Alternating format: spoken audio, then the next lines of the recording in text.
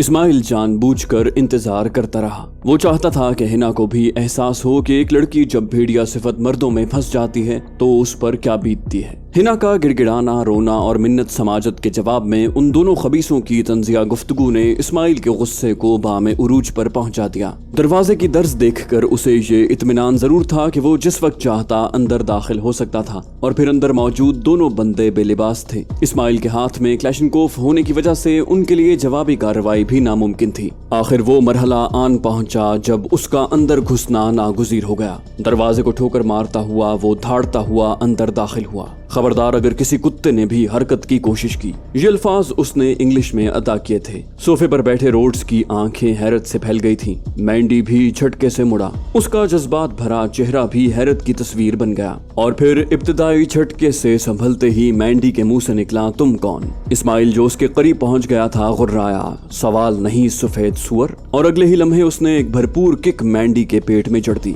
उसने इज़्तिरारी अंदाज में उठते हुए रोड्स को मुतनब्बे किया, हरकत नहीं। रोड्स बोला, ये तुम अच्छा नहीं कर रहे मिस्टर। इससे पहले कि उसका फिक्रा मुकम्मल होता, इस्माइल ने क्लैशनकोफ को बैरल से पकड़ते हुए जोर से घुमाया। क्लैशनकोफ का मजबूत बट धमाके से रोड्स के सर से टकराया और वो पके हुए फल की तरह फर्श पर ढेर हो गया। इस मर्तबा उसका मुखातिब मैंडी था। खड़े हो जाओ कुत्ते। वो पेट सहला रहा था। वो उठते हुए मुस्तफसिर हुआ, तुम इस्माइल शाह हो ना? मैंने तुम्हें पहचान लिया है। हुलिया बदल कर तुम छुप नहीं सकते। इस्माइल बोला, तेरे लिए तो मौत का फरिश्ता हूँ। इस्माइल की अगली ठोकर ने उसे दोबारा फर्श चाटने पर मजबूर कर दिया। मैंडी बोला, ये तेरे दुश्मन की बेटी है इस्माइल शाह। हम तुम्हारे हमदर्द हैं। हमसे ताउन करो, तुम्हें माला माल कर देंगे। इस्माइल बोला, तुम सिर्फ गंदी नाली के कीड़े हो। ये कहकर उसने क्लैशनकोफ के बट से उसकी खबर लेनी शुरू कर दी। वो बमुश्किल एक दो दफा ही चीख सका था। उसके बाद उसमें चीखने की सकत न रही। क्लैशनकोफ के बट ने उसका सर तरबूज की तरह फाड़ दिया था। उसका काम तमाम करते ही वो बेहोश पड़े रोड्स की तरफ मुड़ा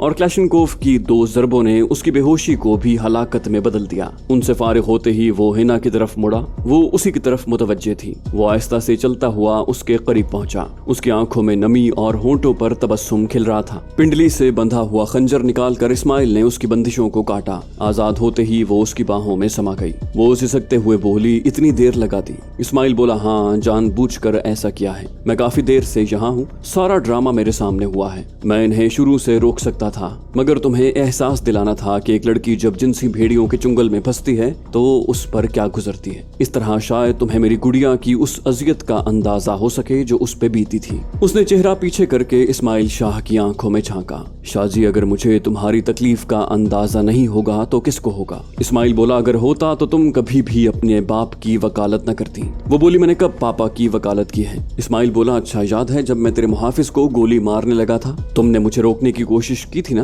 वो जवाबन बोली, तो क्या तुम्हें कातिल बनने देती? इस्माइल ने कहा, इन दोनों को कत्ल करते वक्त भी मैं कातिल बन रहा था, लेकिन तुमने मुझे नहीं रोका। वो बोली, ये कमीने थे ही इस काबिल। अगर तुम इन्हें छोड़ देते तो मैं गोली मार देती। हिना का लहजा नफरत से पुर था। इस्माइल ने उसे करीब घसीटा, सही कहा, लेकिन यही बात जब मैं तुम्हारे वालिद के मुताल्लिक कहता हूँ तो तुम खफा होती हो। उसकी आंखों से आंसू उबल पड़े। क्या करूँ? जितना भी बुरा हो मेरे सर का साहिबान है। कौन बेटी अपने बाप का कत्ल गवारा कर सकती है? इस्माइल ने कहा, अच्छा, इस बहस को बाद के लिए उठा रखते हैं। फिलहाल यहाँ से चलने की तैयारी करो। वो उससे अलहदा हुई। चलो। इस्माइल ने उसकी बेलिबासी की तरफ इशारा किया, ऐसे ही चलोगी? क्या पूरे कराची को पागल करने का इरादा है? वो यकदम शर्मा कर सिमट गई। मैं इस्माइल की आमद की खुशी में वो अपनी हालत से बेखबर थी। उधर देखो बेशरम। उसने इस्माइल का मुंह दूसरी तरफ मोड़ा और इस्माइल ने हंसते हुए रुख फेर कर कहा, अब मुझे बेशरम कहो।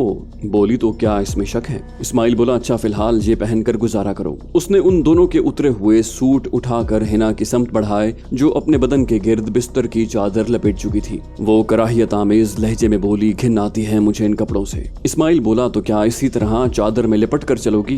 वो इत्मीनान से बोली, हर्ज ही क्या है? इस्माइल बोला, तुम्हें शायद हर्ज ना हो, लेकिन देखने वाले गरीब होशो खिरत से जाएंगे। चल झूठे कहकर हिना एक सूट पहनने लगी। वो सूट गो उसके बदन पे काफी ढीला था, मगर उस सूट में भी वो इस्माइल को बहुत दिलकश लगी। इस्माइल बोला, हाँ, याद आया। इनके साथी तो तुम्हारे भाई के हेडक्वार्टर पर हमला करने का प्लान बना रहे थे। इनका मकसद तुम्हारे वालिद की हलाकत है। डेवी नामी आदमी गालिबन इनका सरबराह है। उसके साथ मेजर रोहित नामी आदमी और उसके कुछ साथी भी शामिल होंगे, और ये सब किसी खुफिया जगह प्लान बना रहे हैं। उम्मीद यही है कि ये आज रात ही हमला करेंगे। ये दोनों भी इनके साथ हिस्सा लेने वाले थे। वो तेजी से मुस्तफसिर हुई, तुम्हें कैसे पता चला? इस्माइल बोला, बताया तो है, मैं काफी देर से यही हूँ, इनकी सारी बातें छुप कर सुन चुका हूँ। हिना बोली, ये बात तो फौरन भैया को बतानी पड़ेगी। उसके लहजे में परेशानी का अंसर नुमाया था। इस्माइल ने कहा, तो बताओ ना। हिना बोली, मगर कैसे बताऊं, मेरा फोन इस खबीस ने निकाल लिया था। हिना ने रोड्स की लाश की तरफ इशारा करते हुए कहा, और मुझे भैया का नंबर भी ज़बानी याद नहीं। इस्माइल बोला, देख लो, शायद अभी तक इसकी जेब में हो। हिना ने जल्दी जल्दी दोनों सूटों की तलाशी ली, मगर उसे अपना मोबाइल न मिला। यहाँ तो नहीं है। इस्माइल ने पूछा, अपने वालिद का नंबर याद है? वो बोली, है, मगर वो किस काम का? इस्माइल बोला, बेवकूफ, वो भी तो तुम्हारे भैया की कैद में है। हिना खुशी से बोली, हाँ ये तो है। अगले लम्हे वो अपने सूट की जेब में मौजूद मोबाइल पे अपने बाप का नंबर डायल कर रही थी। दूसरी घंटी पर ही कॉल रिसीव कर ली गई। हिना के कानों में एक अजनबी आवाज गूंजी, यस। वो बोली, भैया आप जो भी हैं जल्दी से आतिफ भैया को फोन दें, मैं हिना फाजिल अली खान बोल रही हूँ। अजनबी ने पुरजोश लहजे में कहा, बहन आप कहाँ हैं? वो सुनी अनसुनी करते हुए बोली, आतिफ भैया से बात करवाओ, मेरे पास टाइम कम है। वो तेजी से बोला, बस 1 मिनट। और फिर एक लम्हे के बाद रिसीवर से आतिफ की आवाज उभरी, छोटी क्या वाकई तुम हो? वो कता कलामी करते हुए बोली, भैया तफसील का टाइम नहीं है, आपके हेडक्वार्टर पर कुछ लोग हमला करने वाले हैं, उनका मकसद पापा को हलाक करना है। आतिफ बोला, मगर तुम्हें कैसे पता चला? और तुम तो उनकी कैद में थी। हिना बोली, भैया मुझे शाहजी ने रिहा करवा लिया है, उनके 2 आदमी भी शाहजी के हाथों जहन्नम वासिल हो गए हैं। उसी ने ये बताया है कि कोई डेवी नामी आदमी ये हमला करवा रहा है, उसके साथ कोई मेजर रोहित भी है, और ये दोनों मरने वाले भी उनके साथ जाने वाले थे। और भैया जल्दी से कुछ करो, मैं इसके अलावा कुछ नहीं जानती। इस्माइल ने हाथ बढ़ाकर उसके हाथ से मोबाइल लिया और कहा, मिस्टर आतिफ, मैं इस्माइल शाह बात कर रहा हूँ। आतिफ बोला, शाहजी आप? इस्माइल ने अपनी बात जारी रखी, कोई सवाल नहीं, सिर्फ बात सुनो। डेवी नामी एक गोरा और मेजर रोहित नामी शख्स किसी खुफिया मकाम पर सीआई के हेडक्वार्टर पर हमले का प्लान बना रहे हैं। प्लान बनाने के बाद या तो वो अपने इन साथियों के पास पहुंचेंगे जो यहाँ मरे पड़े हैं,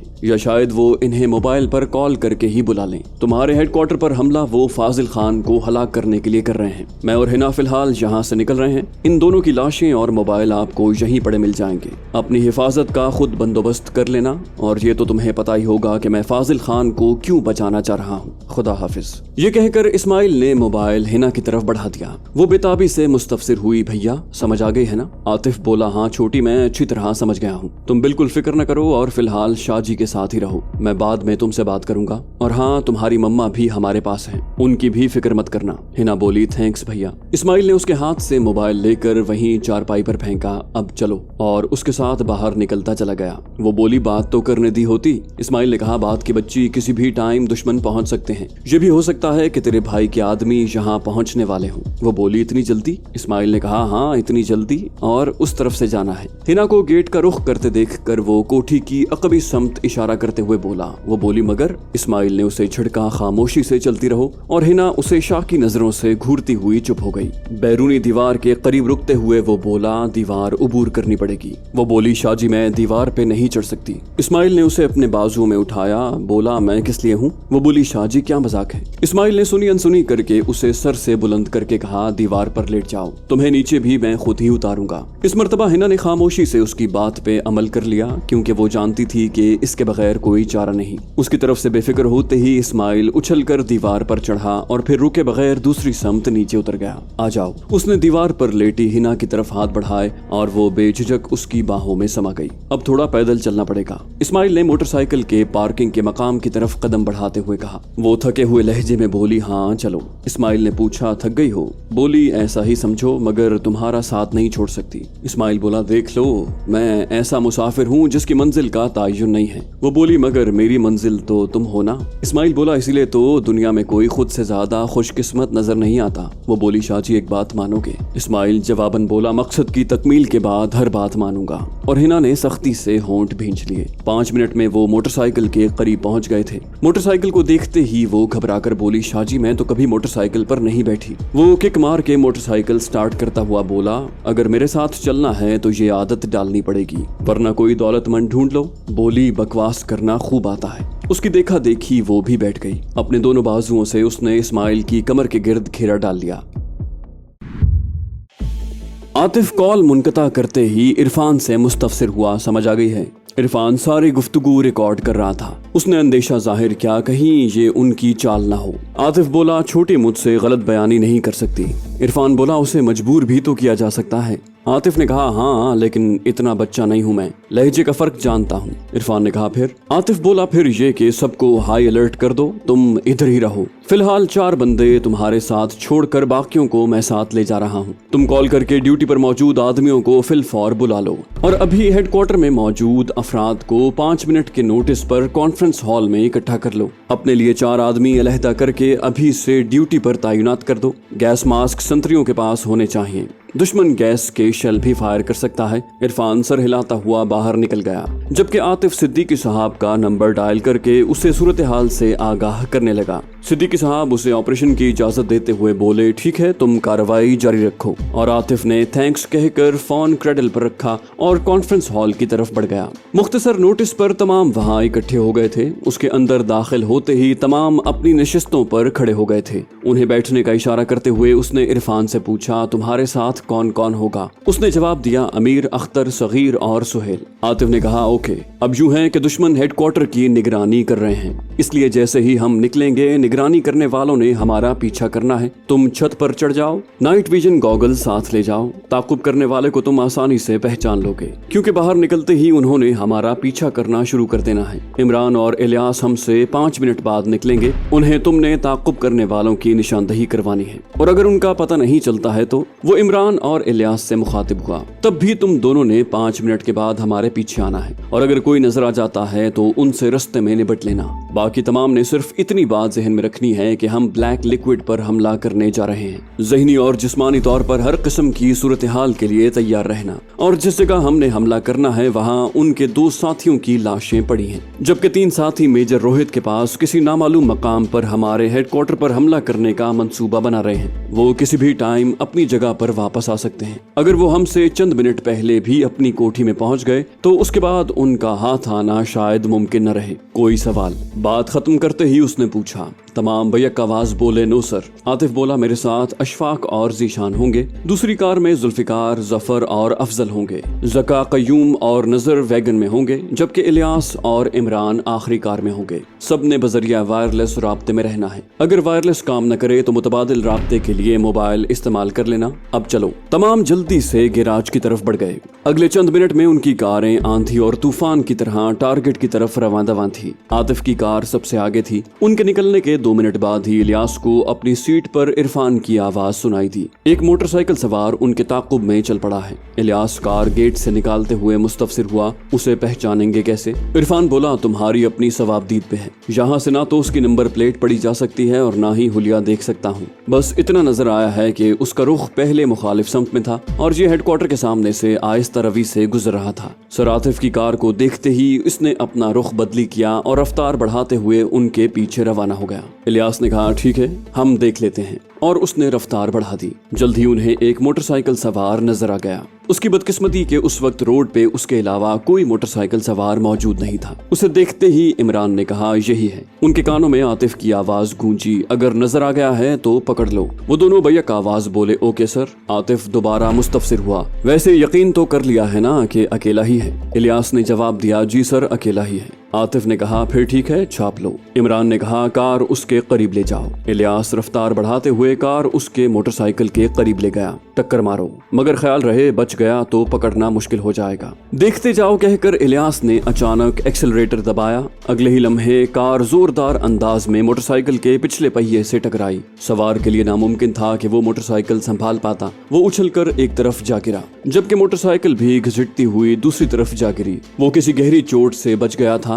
उसने उठने में देर न लगाई, लेकिन इमरान भी उसके खड़े होने तक कार का दरवाजा खोलकर बाहर आ गया था। वो गुस्से से धाड़ता हुआ उसकी जानिब बढ़ा। अंधा है, मोटरसाइकिल चलाना नहीं आता तो उस पे बैठता क्यों है? वो बोला मिस्टर तुम अपनी गलती इस तरह नहीं छुपा सकते। उसका लहजा काफी सख्त था। तेरी तो कहकर इमरान ने उसको गिरबान से पकड़ा। घबराने की बजाय उसने जेब में हाथ डाला। इमरान समझ गया कि वो हथियार निकालने वाला है। इससे पहले कि उसका हाथ जेब से बाहर आता, इमरान ने एक जचा तुला हाथ उसकी कनपटी पर दे मारा। मारा। हथियार निकालने की हसरत दिल में लिए वो जमीन पर लंबा हो गया। रात के उस वक्त ट्रैफिक का रश निस्बतन कम हो गया था, लेकिन फिर भी इक्का दुक्का गाड़ियां गुजर रही थी। एक्सीडेंट के वक्त सिर्फ एक कार वाला वहां रुका था, मगर उनको आपस में उलझते देखकर वो उन्हें छुड़ाने की बजाय आगे बढ़ गया। यूं भी कराची के हालात इस नहज पर पहुंचे हुए हैं कि किसी भी आदमी के लिए हमदर्दी की जुर्रत करना अपने लिए मुसीबतों के दरवाजे वाह करने के मुतरादिफ था। इमरान ने पहले उसकी तलाशी लेकर उसकी जेबों का सामान अपनी जेबों में मुंतकिल किया और उसके बाद उसे घसीटकर कार की पिछली नशिस्त पर मुंतकिल किया और खुद भी उसके साथ बैठ गया। इस सारी कार्रवाई में चंद मिनट से ज्यादा नहीं लगे थे। उसके बैठते ही इलियास ने कार आगे बढ़ा दी। इमरान उस आदमी की बेल्ट निकाल कर उसके हाथ कसने लगा, जबकि इलियास मोबाइल पे आतिफ का नंबर डायल कर रहा था। उनके रुकने की वजह से आतिफ पार्टी काफी आगे निकल गई थी और वायरलेस से राब्ता मुमकिन नहीं रहा था। सर, आदमी हमारे कब्जे में है। आतिफ बोला, गुड, बस इसे अपनी कार में रखो, वापसी पे इससे गपशप होगी। जी सर कहकर उसने कॉल मुनक़ता कर दी और कार की रफ्तार बढ़ाते हुए मतलूबा मकान की तरफ बढ़ गया। जल्द ही उन्हें आतिफ की आवाज दोबारा सुनाई दी। वो तमाम को कार्रवाई की आम तरतीब बता रहा था। ज़का, क़य्यूम और नजर मकान की अक़बी समत चले जाओ, नजर को बाहर छोड़ देना। जुल्फ़िकार और जफर मकान की दाईं गली में चले जाओ, अफजल को सामने उतार देना, वो अंदर नहीं जाएगा। जुल्फ़िकार, तुमने बाहर ही रहना है। मैं, ज़ीशान और अशफाक सामने से जाएंगे और तुम दोनों कहाँ पहुंचे हो। आखिर में वो इलियास पार्टी से मुस्तफसिर हुआ। इलियास ने कहा, बस पहुंच गए सर। आतिफ बोला, दोनों बाएं साइड के मकान में घुस जाना, अगर कोई जाग जाए तो कार्ड दिखा कर खामोश करवा देना। दोनों में से एक ही अंदर दाखिल हो, दूसरा उसी मकान में रहे। इस मर्तबा इमरान ने कहा, ठीक है सर। उसी वक्त मोड़ काटते हुए इलियास ने कार उस मकान के सामने ला खड़ी की। हैंड ब्रेक खींचते हुए वो बोला, ऑन लोकेशन सर। आतिफ ने सबको ऑर्डर पास किया, ओके ऑल स्टेशन मूव करो। उस वक्त वो उस मकान के सामने की दीवार के करीब था। उछलकर दीवार का ऊपरी किनारा पकड़ते हुए वो एक झटके से ऊपर पहुंच गया। ज़ीशान और अशफाक ने उसकी तकलीद की थी। एक तायराना निगाह अंदर दौड़ाते हुए वो अंदर कूद गया। उसे इमरान की आवाज सुनाई दी, नंबर 4 इन। फिर आवाज आई 5 इन, ये ज़का था। और उसके बाद जफर की आवाज आई 6 इन। हम भी इन हो गए हैं और तीनों अंदरूनी इमारत में दाखिल हो रहे हैं। आप तमाम ने बाहर अलर्ट रहना है। तमाम बैक आवाज बोले, ओके सर। अशफाक ने रिपोर्ट देते हुए कहा, सर यहाँ एक आदमी बेहोशी की हालत में बंधा पड़ा है। आतिफ बोला, क़य्यूम सामने आकर बेहोश आदमी को संभालो। जफर, तुमने और इमरान ने खिड़कियों का ख्याल रखना है और ज़का छत की तरफ मुतवज्जे रहना। तमाम की तरफ से ओके मिलते ही आतिफ, ज़ीशान और अशफाक के साथ अंदर घुस गया। चंद लम्हों बाद ही वो मुख्तलिफ कमरों की तलाशी लेते हुए उस कमरे में पहुंच गए जहां 2 सफेद फामों की लाशें पड़ी थीं। दोनों के पिचके हुए सर जाहिर कर रहे थे कि उनकी मौत सर पर लगने वाली ज़रबों से हुई थी। खून आलूद बट वाली एक क्लैशनकोफ भी वहां पड़ी थी। दोनों सफेद फाम बरहना थे। राजा ज़ीशान मुस्तफसिर हुआ, सर इन्हें नंगा करके क्यों कत्ल किया गया है? आतिफ ने उसकी तवज्जो बेड की तरफ मबजूल करवाई। बेड पर जनाना लिबास के चीथड़े देखो और उनकी हालत को देखो कि कातिल ने इन्हें किस बेदर्दी से कत्ल किया है। ज़ीशान बोला, मैं समझा नहीं सर। आतिफ ने कहा, इन खबीसों ने अपनी ये हालत खुद बनाई होगी किसी मजलूम लड़की के साथ रंगरलियां मनाने की। ऊपर से उस लड़की का कोई करीबी वहां पहुंच गया जिसने उनकी ये हालत बनाई है। सादा अल्फाज में उन्होंने फाजिल खान की बेटी के कपड़े फाड़े और इससे पहले कि ये अपने मजमूम मकसद में कामयाब होते, इस्माइल शाह वहां पहुंच गया। उसने जो कुछ किया, अगर उस वक्त मैं होता तो शायद इससे कुछ ज्यादा ही करता। बहरहाल अब इन बातों का वक्त नहीं है। मेरा ख्याल है कि वो अब तक यहाँ नहीं पहुंचे और उनकी आमद से पहले हमें मोर्चा बंद हो जाना चाहिए। ज़ीशान बोला, सर इस्माइल शाह तो फाजिल खान का दुश्मन। आतिफ ने उसका सवाल मुकम्मल ना होने दिया। बोला, राजे ये बात की बातें हैं, फिलहाल चलो। बाहर निकलते ही वो क़य्यूम के पास पहुंचा जो बंधे हुए आदमी के पास मौजूद था। अशफाक ने ख्याल जाहिर किया, मेरा ख्याल है ये चौकीदार है। आतिफ ने कहा, ऐसा ही है। यूं करो, तुम इसका लिबास अपने कपड़ों के ऊपर पहन कर गेट पर चले जाओ। अगर उनके लिए गेट न खोला तो शायद वो चौकन्ने हो जाएं। मैं उन्हें मकान के अंदर घेरना चाहता हूँ। ठीक है सर कहकर अशफाक ने उसका लिबास उतारने के लिए उसकी बंदिशें खोल दी। सर इसकी शलवार से तो इजार बंद निकाल कर इसे बांधा गया है। आतिफ हंसते हुए बोला, तो यार दोबारा डाल लो। और अशफाक सर हिलाते हुए अपने काम में मसरूफ हो गया। चौकीदार की निस्बत अशफाक का बदन शरीरा था, इस वजह से उसे अपने लिबास के ऊपर भी उसके कपड़े फिटाए थे। आतिफ ने चौकीदार के बरहना वजूद की तरफ इशारा किया, ज़का इसे बांध दो। और ज़का ने सर हिलाते हुए जेब से एक पतली सी डोरी निकाली और उसके हाथ पांव जकड़ने लगा। वो बमुश्किल उसे जकड़ कर फारिग हुआ था कि अफजल की आवाज सुनाई दी, सर एक कार आ रही है, मेरा ख्याल है इसमें हमारे मतलूब आदमी है। आतिफ बोला ठीक है, अलर्ट रहो, अगर भागने की कोशिश करें तो कार के पहियों पर फायर करना। अफजल को कहकर वो अशफाक से मुखातिब हुआ। अशफाक गेट खोलते वक्त कोशिश करना कि उनका सामना न हो। अशफाक ने कहा जानता हूँ सर, और आतिफ दीवार के साथ लगी कद्दे आदम बाड़ में छुप कर बैठ गया। जीशान और ज़का पहले से पोजीशन में थे। कार के गेट के सामने रुकते ही अशफाक ने गेट खोल दिया। गेट के एक पट को मुखालिफ जानिब धक्का देकर उसने दूसरे पट की आड़ में होकर दूसरा पट भी खोल दिया। कार अशफाक पर तवज्जो दिए बगैर अंदर घुसती चली आई। तो दोस्तों ये थी हमारी आज की एपिसोड। उम्मीद करते हैं आपको हमारी कहानी पसंद आई होगी। जाने से पहले इस वीडियो को लाइक कीजिए और शेयर करना मत भूलिए। कमेंट करके हमें बताइए कि आपको हमारी वीडियो कैसी लगी, और अगर अभी तक आपने इस चैनल को सब्सक्राइब नहीं किया तो इसे सब्सक्राइब कीजिए और बेल आइकन दबाकर ऑल नोटिफिकेशंस ऑन कर लीजिए।